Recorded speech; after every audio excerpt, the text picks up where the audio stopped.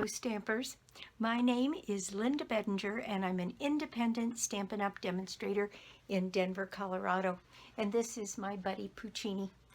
He and I were putting up a Christmas tree earlier today and I didn't think the Christmas tree was going to survive it, but it did. And I have some wonderful photographs of Puccini in the middle of the Christmas tree that I'll be putting up on my blog. I guess it's kind of a tradition. I've been doing a Christmas card that is made from scraps, and I have a scraps Christmas card, so it's very fast and very easy, and we're going to make 10 of them and see how long it takes us, but I think it won't be very long at all. So let's just get started. Okay, here is my card. It's very simple, and it's got a Merry Christmas stamp on it, and then wishing you a season of hope and light. That's from the Brightest Glow stamp set. And what it takes to make this card is I have card bases out of real red, which are 8.5 by 5.5 scored and folded at 4 1/4. Then I have pieces of the Designer Series paper from Boughs of Holly, and these pieces are all 2 inches by 5 inches. Then I have a piece of Evening Evergreen that is 2 1/4 by 5 1/4. Then I have 2 pieces of basic white for each card that is 4 by 5 1/4, and you need 2 of these for each of the cards. Let's see. Then I'm using some of our real red ribbon, and I think that's it. Oh, you need another little strip of Evening Evergreen that is 3/4 of an inch by 5 1/4, and then a piece of ribbon to go across the bottom, or you could use a piece of DSP if you happen to have another scrap to go with it. Anyway, we are going to try and make 10 cards and just see how long it takes to make them. Okay, well, I'm very curious about how long this is going to take. So I've got a timer here, and I'm just going to go ahead and start it, and I'm going to put my pieces together here. So I've got my white pieces for the inside, and I've actually cut probably a few more than I need, but I just want to make sure in case we find a piece that doesn't work, we've got plenty. So I've got those, and then I've got card bases. I've got my ribbon cut, and I've got my faux bows made, my little knot bows. All right, so I'm going to start the timer right now, and let's just see how long this takes. Okay, so I'm going to start by putting these pieces together. And I've got my snail here. Got my dot runner. I don't have my seal, but I'm going to grab that because I would prefer to use the seal. It's a much stronger adhesive. And I will use the dot runner for ribbons and things like that. But if we go ahead and use the seal on the back here and get that put into place, and my sense of it is that it isn't going to take all that long. And while I'm doing this, I can talk a little bit about the new catalog and the material coming out. I'm really excited. They've got some just beautiful things, and I put my order in, so I should be able to do an unboxing fairly soon, soon as my box gets here, and then start doing projects just about the time it's no longer viable really to do many more Christmas cards. We'll start with the stuff from the new catalog, which is really just beautiful. I can also talk a little bit about some of the things that I've added to my blog. I've mentioned them a couple of times. I put some gift certificates on my site so that if you wanted to gift crafty friends some Stampin' Up! Products, you can get them a gift certificate on my site. And I've got a loyalty reward program now on there,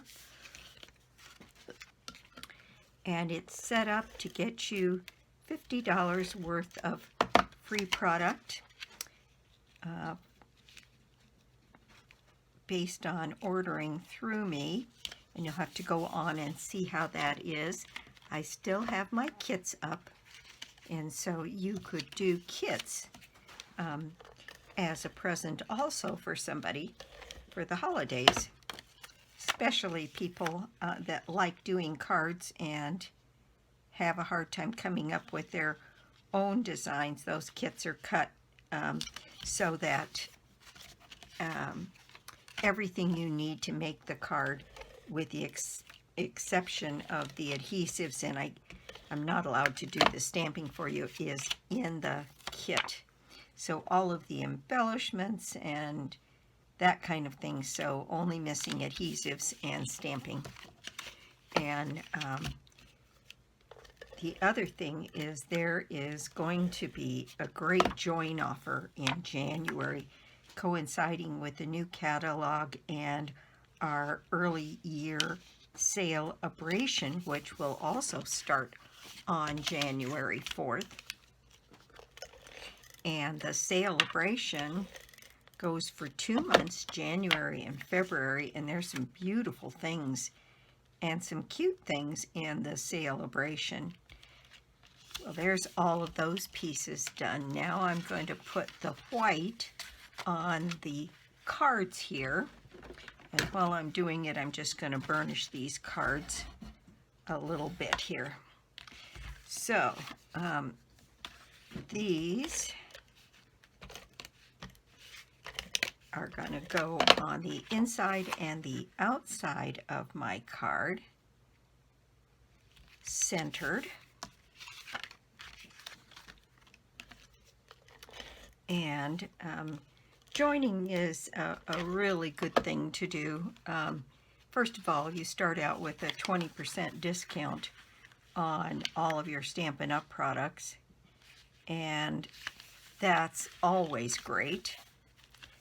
I think I'm just going to go through and do this with all of them so that the last assembly is really just going to take a few seconds. And so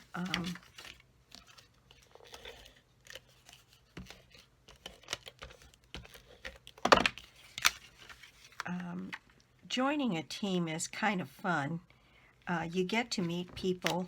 In my case, I've got people on my team all across the country, and it's been kind of a different year for us this year because I lost my husband last year, and so I didn't get as much communication done as I wanted to, but we did have monthly meetings, and we did swaps almost every month during the year, which is great fun.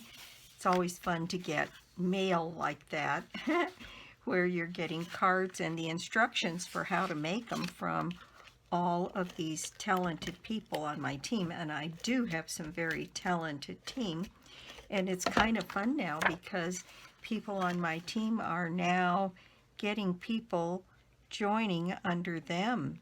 So I have quite a few demonstrators with at least one person on their team, and some of them have a couple now, so that's getting kind of exciting. And they communicate with each other on and around projects, and we try to do, although I didn't do much of it this fall, we do demonstrations of techniques on the team meetings that we have on Zoom, and we also do sometimes a mystery stamping project. So I've got people set up to do that, and sometimes they take turns coming up with the project themselves, and sometimes I do the finding of the project. And hopefully they're learning a little something. And if those who are trying to build a team or a business, they can do some chatting back and forth around what's been successful. And so lots of them have tried card classes and found them to be what they're supposed to. They're a little bit of work, but you get a lot of people exposed to Stampin' Up, and sometimes they start buying from you, and that makes an enormous difference. Oops, that one's going to have to go. Got the adhesive on the bad side there. If people order through you, then it helps with your minimum on a monthly basis, which is very nice, and their orders count towards your minimum. And so there's lots of ways to engineer your practice so that you have plenty of opportunities to meet people, and we share information and projects that we've done in craft fairs. In fact, I have one of those videos coming up. I'm going to share all of the pieces that I did with the craft show this year, and show people what exactly my projects were, and sort of talk about what they sold for and which ones were the good sellers and which ones were a little bit more challenging or that we won't be making again next year. So I've got a video like that getting ready to come up over the holidays here.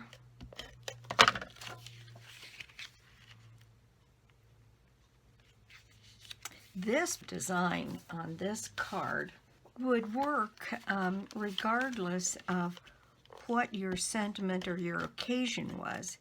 Because let's say you used the Hues of Happiness or a Wash and Beauty scrap that you might have to make this inside piece, then instead of saying Merry Christmas, if you just put Happy Birthday or Thank You on these cards, you automatically have a layout. And I don't know about you, but I kind of collect layouts so that I have different ones that I can go to. And in this case, depending on what kind of scrap I happen to have, but this is good because it's cut in 2-inch strips. So the 2-inch strips is a very efficient way to cut your cards, to cut your designer series paper, because 2-inch strips gets you 6 strips across the card, and then depending on how long you need it, on a 12 by 12, 2-inch strips, even if your piece has to be like mine, 4 1/4 or 5 1/4, that's 8 strips off of one sheet, and it leaves you with a little bit of stuff left over. So if you want to use pieces on the inside for decorations, you have some. So let's see here. Just about got these exteriors done.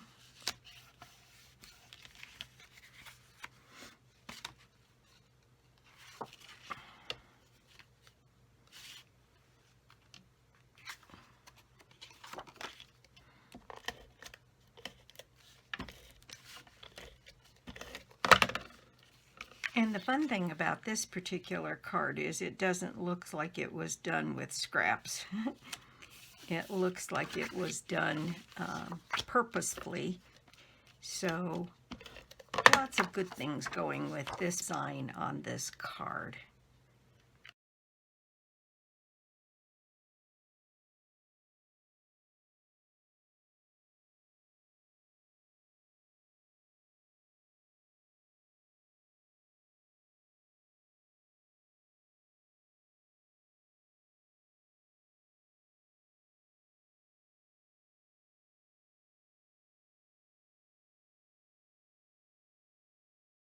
So the next thing I'm going to do is go ahead and put this piece on the fronts of the cards, and I'm going to set these down, about a 1/2 inch from the bottom.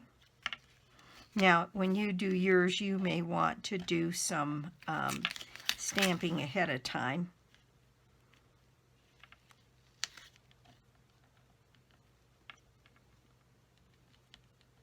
This one's going to end up with a tiny little border on it. We'll see how the others do.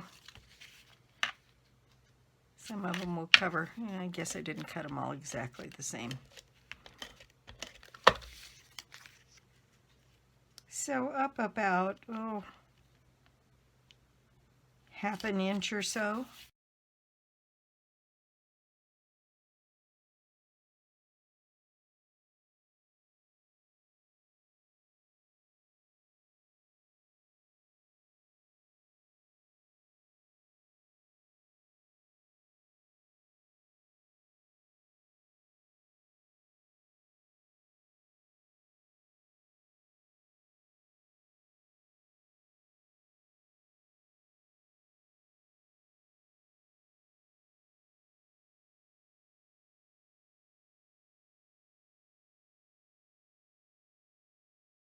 Next, I think I'm going to do my stamping. And I'm using real red ink, and I am using my Merry Christmas from Lights, or what is it? Bright Glow? Brightest Glow. So I'm putting a Merry Christmas on the front, and then I'm putting on the inside Wishing You. So right up here in the corner here, wishing you a season of hope and light.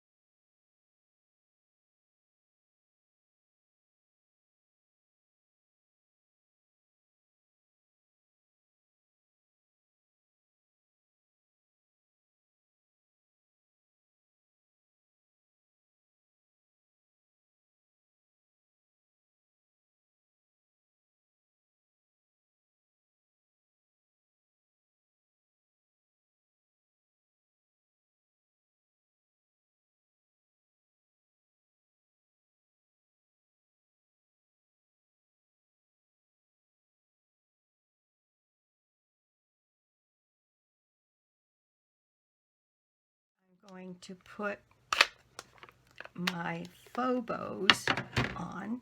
So I have a spool of glue dots.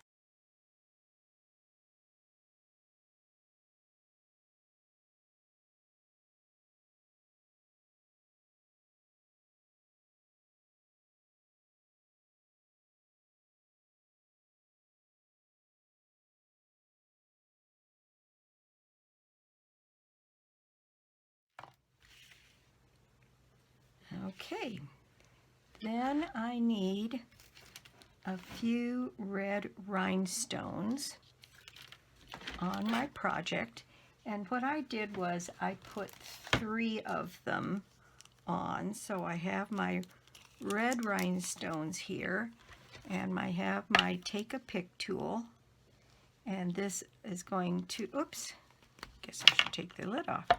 This is going to allow me to put one right up here on the corner.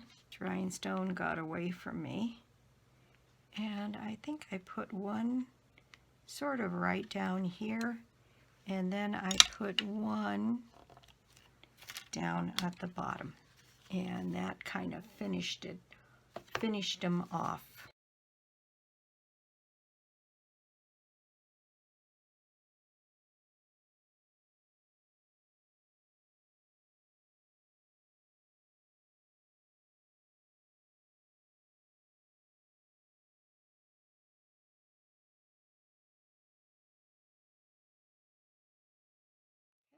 Now we're ready for the insides of the cards. So this piece of ribbon goes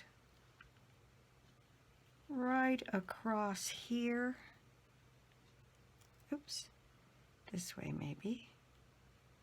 Right across there, and it's got a little bit of glue, and then I am adding some glue on the back side of this to anchor that ribbon around the back. Then I'm adding some adhesive down the center there and putting that in place right along the bottom of my card. And there we go. That is the first one finished.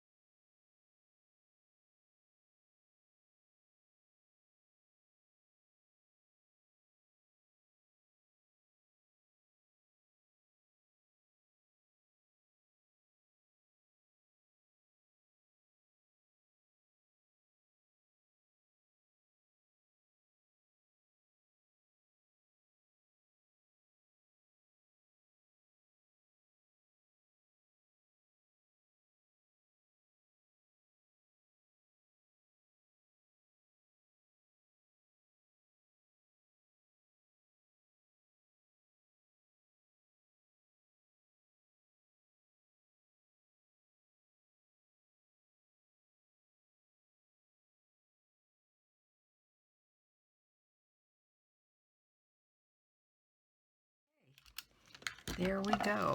That is all 10 of the cards done, and I'll post up on the video what the amount of time is it took, because I did have to stop in the middle on some pieces that had to be edited out, but I would say it took me under 30 minutes to do this, and that's really not bad when you think about 10 cards.